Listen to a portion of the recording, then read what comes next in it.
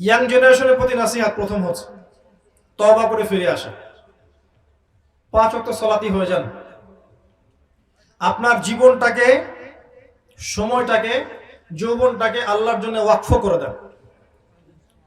আমি অনেক দিন বলেছি, আবার বলছি, অনলি আল্লাহ আপনাকে ভালোবাসেন।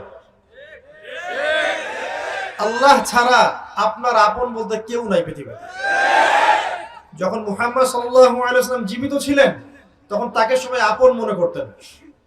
এখন তিনি আমাদের মধ্যে নাই, তাই কিছু হলে মনের কষ্ট তার কাছে গিয়ে বলতে পারবেন না, ইয়া রাসূলুল্লাহ আমার এই সমস্যা। কেউ নেই আপনাকে সেভাবে বলার মতো, সান্ত্বনা দিবে না কেউ আপনাকে, আপনার প্রবলেমকে বুঝবেই না, ইয়াংদের মেন্টালিটি বুঝতেই পারবে না।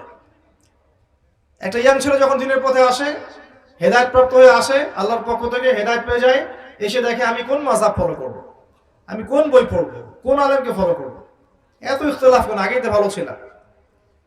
কোরআন সুন্নাহ হাতে থাকার পরেও আমি ওয়ার্ল্ডকে ডিল করতে পারছি না কেন, ওর মনে অনেক প্রশ্ন জাগে, কেউ উত্তর খুঁজে দিতে পারে না।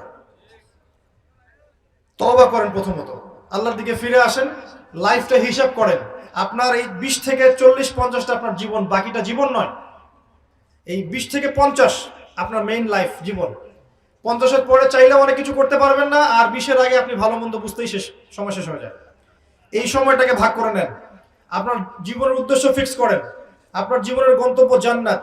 ফামান যুহজিহা আনিন নার ওয়া উদখিলাল জান্নাহ ফাকাদ ফাজ। যাকে জাহান্নাম থেকে বাঁচানো হবে, জান্নাতে প্রবেশ করানো হবে, একমাত্র সেই ব্যক্তি সফল, আর কেউ সফল নয়।